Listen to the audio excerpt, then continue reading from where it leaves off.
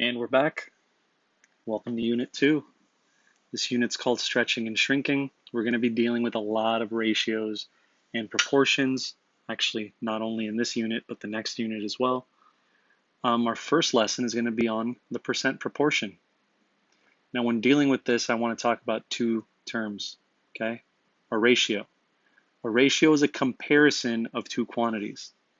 So for example, let's say that I have a class, and in my class there are 10 boys and 12 girls, okay? If I want to write a ratio of boys to girls, or boys to girls, or boys to girls, because remember you can write a ratio in three different ways: with a colon, with the word to, or as a fraction. So if I write my ratio of boys to girls is 10 to 12, okay? This ratio compares the number of boys to the number of girls. Now, if I want to make a proportion states that two ratios are equal, okay? Basically, I'm dealing with equivalent fractions. So let's say that I have a class and the ratio of boys to girls is still 10 to 12, but I don't actually have 22 students, okay? In this case, I actually have more. Let's say that instead of 12 girls, I have 24 girls. How many boys do I have? How many boys do I have? If my ratio of boys to girls is 10 to 12, how can I use this proportion to figure out how many boys there are if I have 24 girls in the class?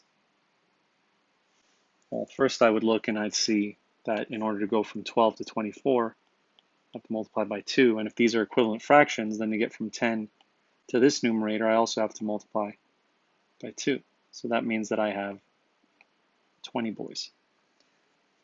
So my new ratio is 20 to 24. But I solved that using a proportion, okay? I set it up as 10 over 12 equals, I could have put an x there, over 24, and I solved it. So we're going to be using that idea to solve percents using a proportion. So let's say that I ask the question, what is 175%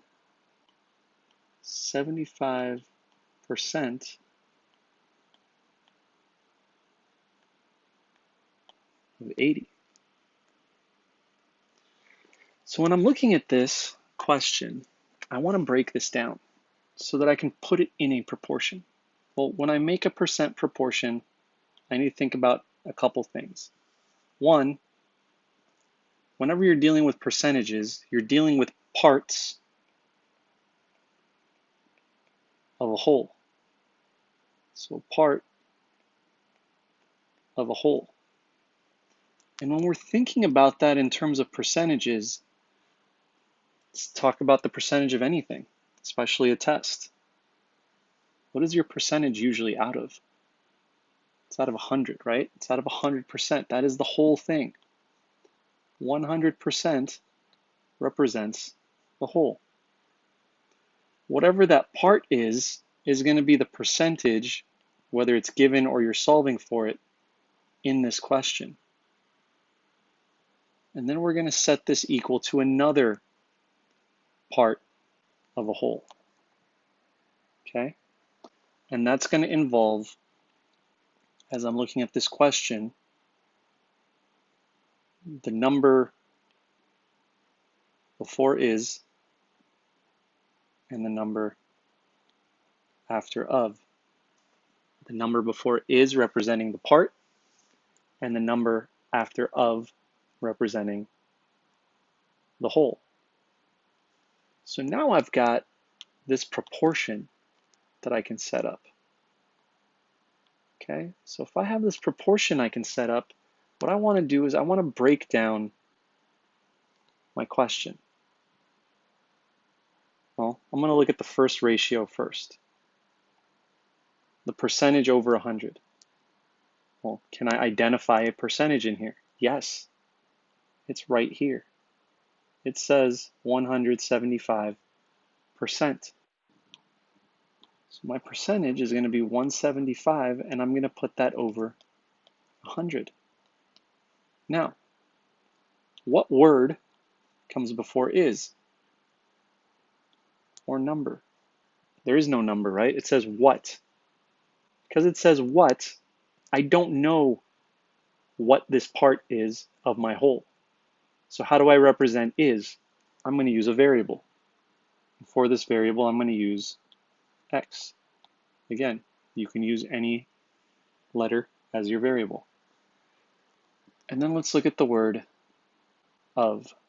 What comes after of? 80. So my whole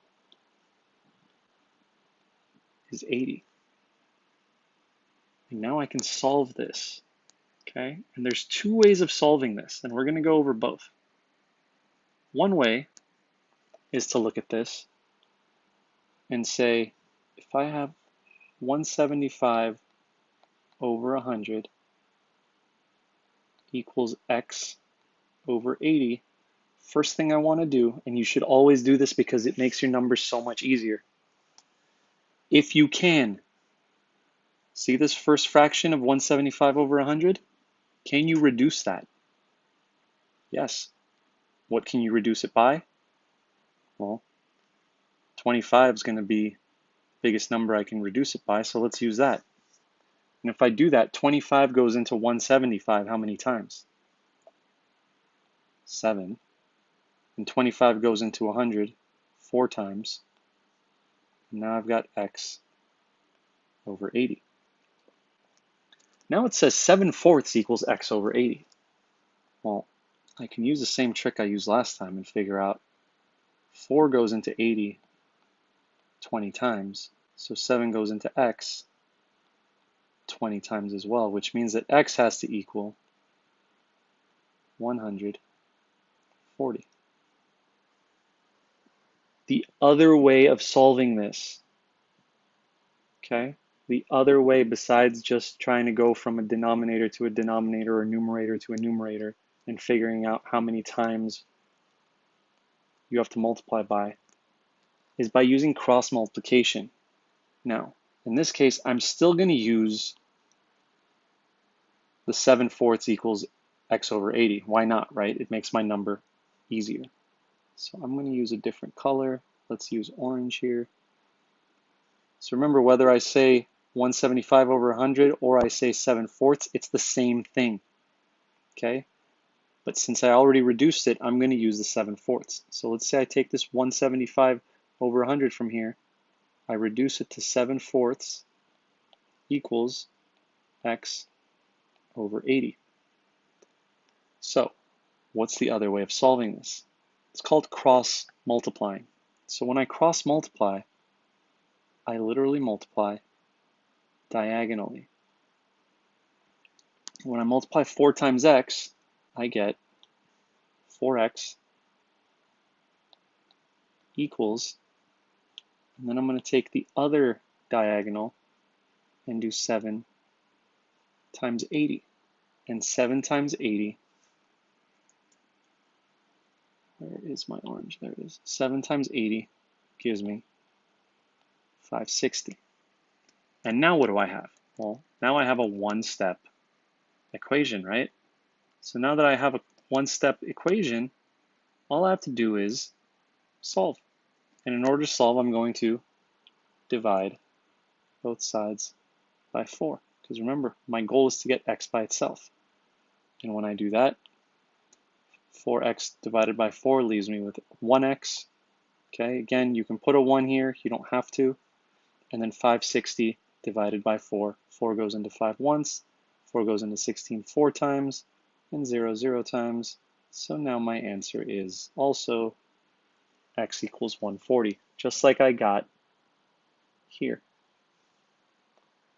So either method works, but sometimes you're not able to go from a number as easy as 4 to 80, okay? Sometimes you're going to end up with numbers that don't go into each other evenly, so you might have to cross multiply, and that's okay. That's not an issue. So let's look at another problem. What percent, let's do this, of 15 is 9? Remember, our percent proportion says to take the percentage, put it over 100, and set that equal to is over of. So now we're going to go with whatever's after is and whatever's after of, because of the way that this is worded. So it says what percent? Do we know the percentage? No. So instead of writing percent over 100, we're going to write x over 100. And then we're going to change this color.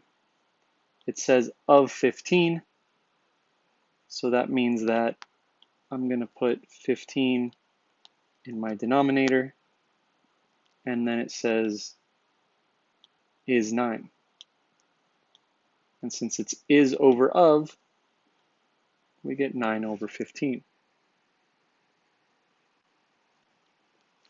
So solve this. Solve this percent proportion.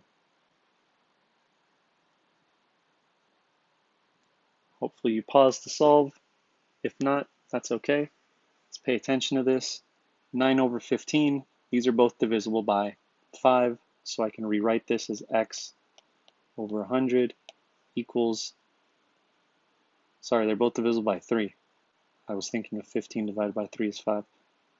9 divided by 3 is 3. 15 divided by 5 or by 3 is 5. There you go. See? I make mistakes, especially when talking. Alrighty. So 9/15 is the same thing as 3/5. Awesome. Now I have something that goes right into 100 evenly.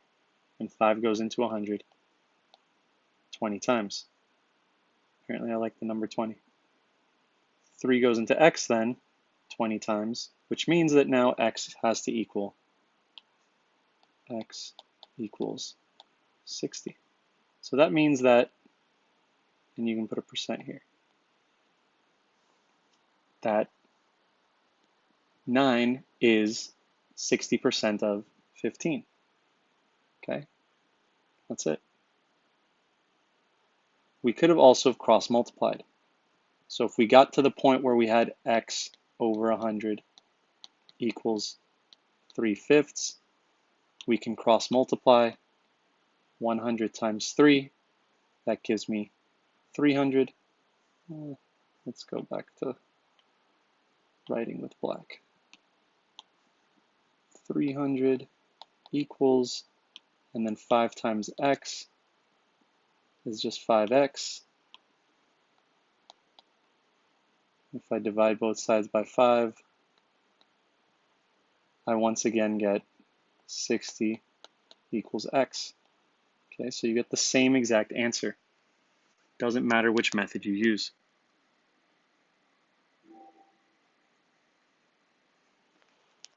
So let's try this.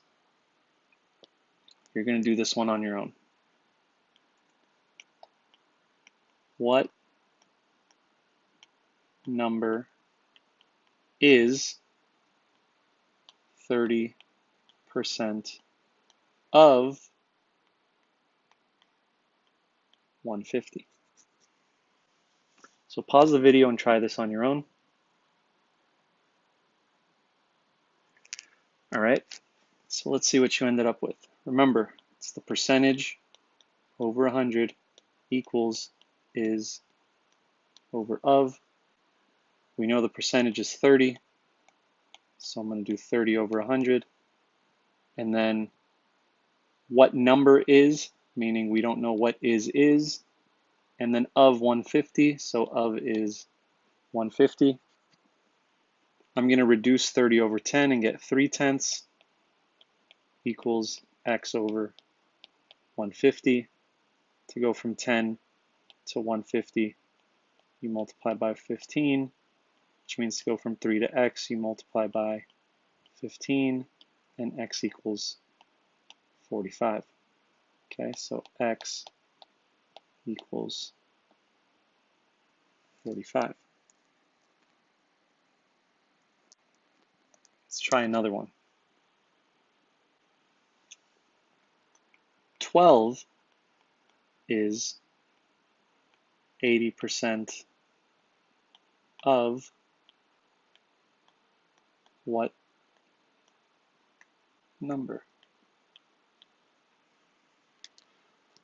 So I'm going to let you try this on your own too. So pause the video, try to solve this. All right, so if you solve this, you should have done 80% over 100 equals is 12 of, we don't know because it's of what number. So you set this up. We can reduce this now. 80 over 100. We can actually divide both of these by what? 20, right? So 20 goes into 8 4 times, and 20 goes into 100 5 times. Then I see that 4 goes into 12 3 times, which means 5 goes into x 3 times as well, and x equals 15. Okay? And again, you could have solved this by cross multiplying, but since our numbers were easy to work with, there was no reason to. But again, choose whichever method works best for you. I'm not trying to dictate which one you use, whatever is easiest for you. And you do have to know how to cross multiply because you will use that a lot in algebra. So you should know how to do both. All right, that's it. If you have any questions, actually, let's go one further. Let's go one step further with this. Let's talk about the percent proportion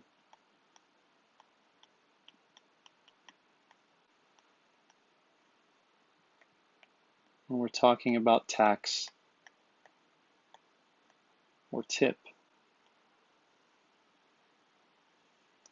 So remember, tax is an amount that the government has you pay when you're buying any sort of goods. Okay? We usually call this sales tax. Tip is the amount that you would pay on top of the total cost as kind of like to pay for services. So if you go to a restaurant, you pay tip, okay? You pay tip because you got good service. These people are working hard, and most of them don't make that much. They make minimum wage. So you tip them because they are working hard in order to make sure that you have a great experience. Okay? So we're talking about tax and tip. Here's an example of a question. Let's talk about tax first. What is the 8% sales tax? This means what is the monetary amount on a $75, let's make it a jacket, on a $75 jacket. So if I'm doing this, remember, doesn't change. We can still use the same percent proportion. The percentage over 100 equals is But in this case, we don't have the word of, we have the word on.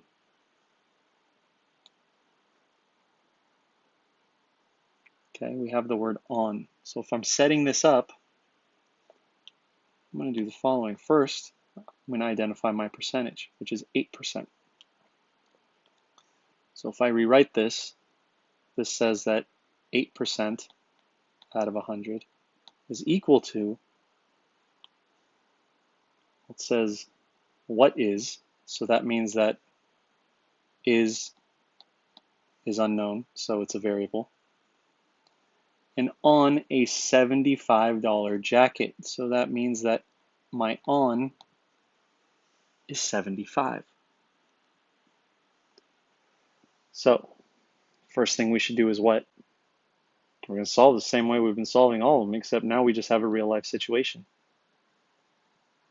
So I'm going to take 8 and 100, and I'm going to reduce it. 8 hundredths. What can I reduce that by? Good, I can reduce it by 4. 8 divided by 4 is 2, and 100 divided by 4 is 25. There's 4 quarters in a dollar. And now I've got my proportion has easier numbers.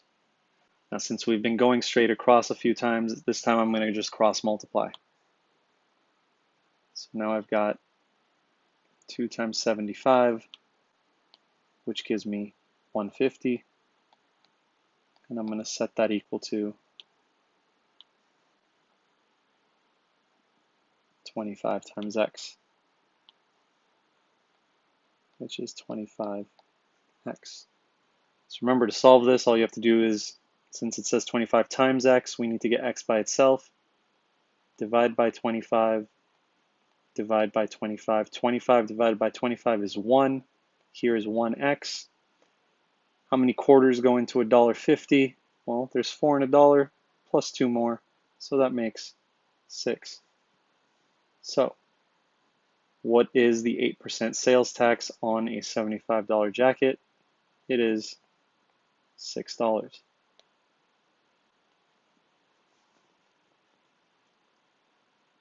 Cool. So what about tip? Let's do an example with tip. It's the same thing. In fact, I'm going to have you guys work on this on your own. So what is a 15% tip on a $55, sorry, let's call this dinner. Okay, what is a 15% tip on a $55 dinner? So work on this, pause the video, and then we'll get back to it. All right, so if I pulled this apart, I'm going to identify my percentage, put it over 100, and set that equal to my is. Since it says what is, that means that is unknown. And it says on a $55 dinner.